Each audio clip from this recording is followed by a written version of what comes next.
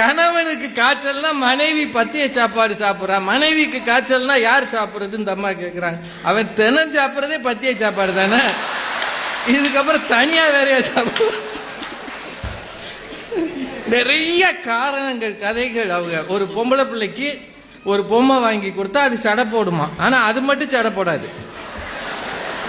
ஆம்பளை பையன் ஒரு பொம்மை வாங்கினா உடனே பிரிச்சிருவானா, அவன் எதிர்காலத்தில் மெக்கானிக்கல் இன்ஜினியரா வரப்போறான். இப்ப பிரிச்சாதான் பின்னாடி அவன் சரி பண்ணுவான். இதெல்லாம் ஒரு பெரிய குற்றமாமா?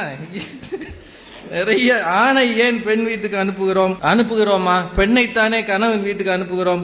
ஏன் தெரியுமா? கூடி வாழுகிற பண்பு. மனசாட்சியோட பேசுங்கம்மா. தனி குடித்தனம்ன்றது எதனால வருது?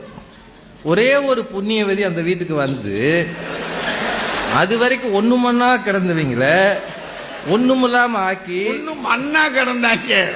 ஆமா, மண்ணாதான் கிடந்தா. ஒரே இடத்துல உருண்டு கிடந்தான். அந்த தரையில தாய் தகப்பன் பக்கத்துல உருண்டு கிடந்தவன ஒண்ணும் இல்லாம ஆக்கி விதவிதமா அடுக்கு மாடிகளை உருவாக்குனது நீங்க. பஸ்ஸில் ஏன் ஆண்கள் நிற்கிறார்கள்? இடம் இல்லாம நிக்கிறாமா? இடம் இருந்தா எந்த ஆம்பளையாவது உட்காராம நிக்குமா? நீங்க பெண்கள் பஸ்ன்னு விடுற அதுல போக மாட்டேங்கிறீங்க. ஏன் போக மாட்டேங்கிறீங்க?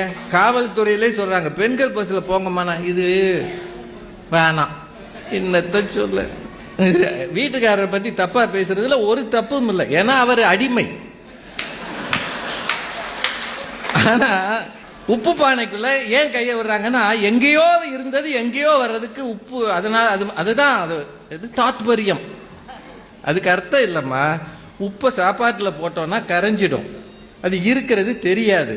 இந்த பெண்ணு அந்த வீட்டுக்கு வந்தாலும் அந்த வீட்டு வாடுகளோடையே கரைஞ்சு போயிடணும். தான்ற எண்ணம் இருக்கப்படாது. அதுக்காகத்தான் கையை விட சொன்னாங்க. உண்மை அதுதான்.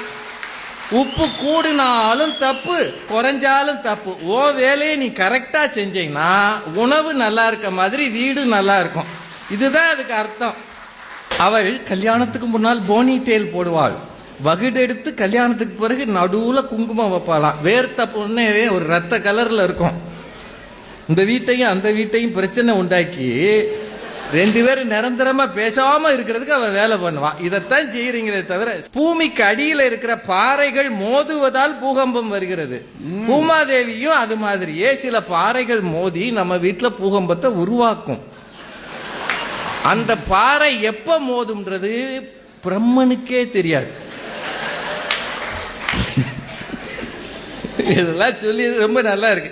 ஒன்னு சொல்றேங்க, 10 மாதம் சுமக்கிறோம் ராஜ வேதனை. அது நல்ல செய்திங்க. அது கடவுள் அப்படித்தான் படைச்சிருக்கிறார். நமக்கு அதை கொடுக்கல, அவர் ஓரவஞ்சனை பண்ணிட்டார். அது ராஜ வேதனை தான்.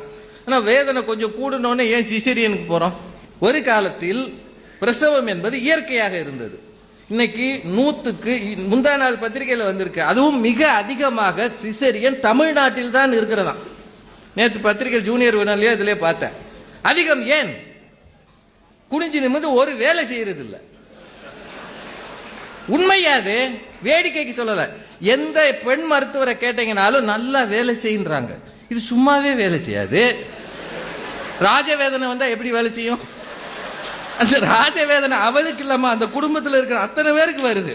அவன் தான் வந்து கிடக்கான். இதுதானே காரணம். பிரச்சனைகள் வருவதற்கு பெரும் காரணம் யார்? நான் இனிமே என்னத்தை பேச?